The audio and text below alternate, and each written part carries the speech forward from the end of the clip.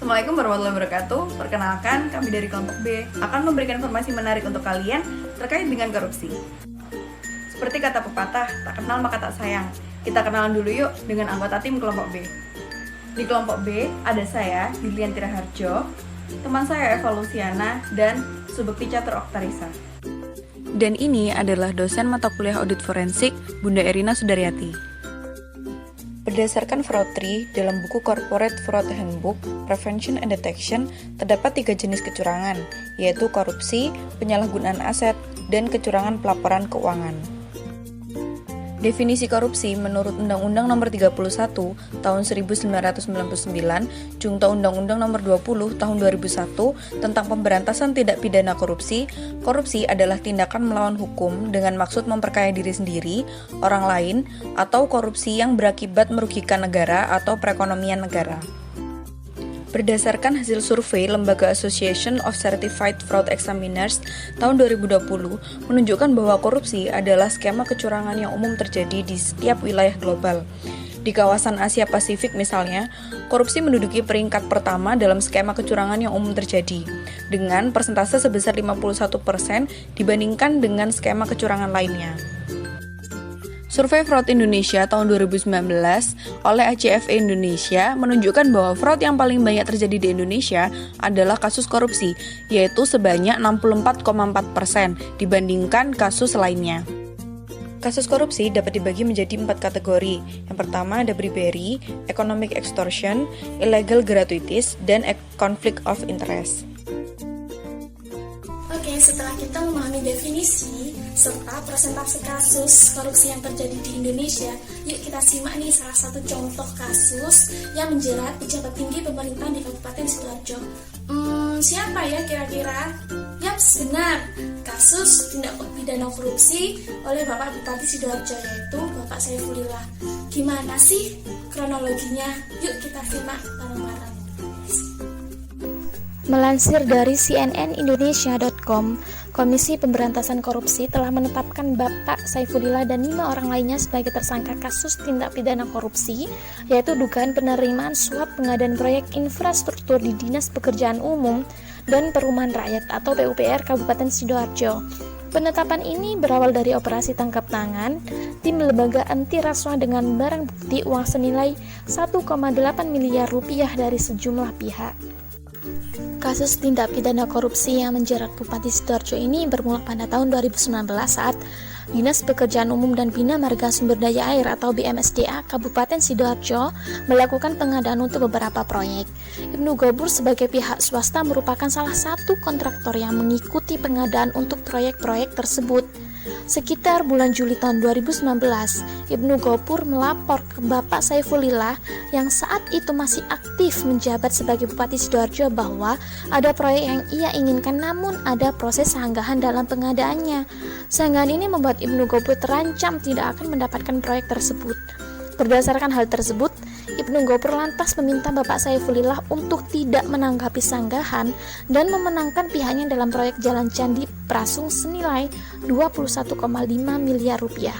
Setelah menerima termin pembayaran ini, Ibnu Gopur bersama Totok Sumedi sebagai pihak swasta diduga memberikan sejumlah fee kepada beberapa pihak di pemerintah Kabupaten Sidoarjo termasuk kepada Bapak Bupati Sidoarjo. Lalu, apa hukuman yang dibebankan kepada Bapak Saifulillah? Hakim Ketua Cukurda Gede Artana saat membacakan amar putusan dalam sidang menyatakan bahwa Bapak Saifulillah terbukti secara sah dan meyakinkan bersalah melakukan tindak pidana korupsi secara bersama-sama. Dalam dakwaan alternatif kedua pasal 11 Undang-Undang Pemberantasan Tindak Pidana Korupsi JO pasal 55 ayat 1 ke 1 KUHP. Akibat dari tindak pidana korupsi ini, hakim memvonis Bapak Saifulillah dipidana selama 3 tahun penjara dan denda sebesar 200 juta rupiah, subsidiar 6 bulan kurungan. Oke, selanjutnya seperti yang telah kita ketahui bahwasannya motivasi seseorang melakukan fraud itu bermacam-macam. Tetapi salah satu teori yang menjelaskan motivasi seseorang dalam melakukan fraud adalah fraud triangle dari Krische tahun 1953. Berdasarkan fraud triangle ini, terdapat 3 faktor pendorong seseorang melakukan tindakan fraud. Yang pertama, adanya pressure. Ini ditunjukkan seperti adanya tekanan finansial, gaya hidup yang konsumtif dan tinggi, serta kondisi lingkungan keluarga yang selalu merasa kurang, sehingga hal ini memberi tekanan tersendiri bagi seseorang untuk melakukan suatu penipuan secara sengaja. Yang kedua, adanya opportunity. Lemahnya pengawasan atau pengendalian internal suatu instansi memberikan celah seseorang untuk melakukan fraud. Misal nih, kita ambil contoh peluang dalam kasus yang telah dijelaskan sebelumnya, bahwa Bapak Bupati Sidoarjo ini mendapat dukungan penuh dari beberapa pihak terdekat yang juga memegang jabatan penting di instansi tersebut dalam melakukan tindak pidana korupsi, seperti Kepala Bagian Unit Layanan Pengadaan, pejabat pembuat komitmen Dinas Pekerjaan Umum BMSDA, Kepala Dinas Pekerjaan Umum dan BMSDA. Padahal mereka ini seharusnya itu menjaga pengendalian internal untuk kepentingan umum, bukan untuk kepentingan pribadi. Yang ketiga, adanya rasionalisasi. Korupsi seperti menjadi budaya nih dari pejabat lokal, dan adanya tradisi memberi dan menerima yang disalahgunakan oleh orang-orang yang tidak bertanggung jawab. Besarnya modal yang dikeluarkan selama proses pilkada menyebabkan para pejabat pemerintahan yang tidak bertanggung jawab menganggap bahwa korupsi ini merupakan suatu hal yang sudah biasa terjadi. Setidaknya hal ini bisa mengganti uang yang mereka keluarkan selama proses pilkada sebelumnya. Hai teman-teman, masih ingat kan sebelumnya telah dijelaskan oleh Mbak Lucy mengenai kasus korupsi yang dilakukan oleh Bupati Sidoarjo beserta penjelasan mengenai fraud triangle. Nah, di sini saya Risa akan menjelaskan mengenai deteksi serta pencegahan agar teman-teman di kemudian hari tidak melakukan korupsi. Teman-teman harus memahami pula bagaimana cara mendeteksi secara dini terjadinya kecurangan-kecurangan yang timbul. Masing-masing jenis kecurangan memiliki karakteristik tersendiri, sehingga untuk dapat mendeteksi kecurangan perlu kiranya pemahaman yang baik. Sebagian besar bukti-bukti kecurangan merupakan bukti-bukti sifatnya tidak langsung. Petunjuk adanya kecurangan biasanya ditunjukkan oleh munculnya gejala-gejala seperti adanya perubahan gaya hidup atau perilaku seseorang, keluhan dari pelanggan ataupun kecurigaan dari rekan sekerja. Pada awalnya, kecurangan ini akan tercermin melalui timbulnya karakteristik tertentu, baik yang merupakan kondisi atau keadaan lingkungan, maupun perilaku seseorang. Pencegahan kecurangan pada umumnya adalah aktivitas yang dilaksanakan manajemen dalam hal penetapan kebijakan.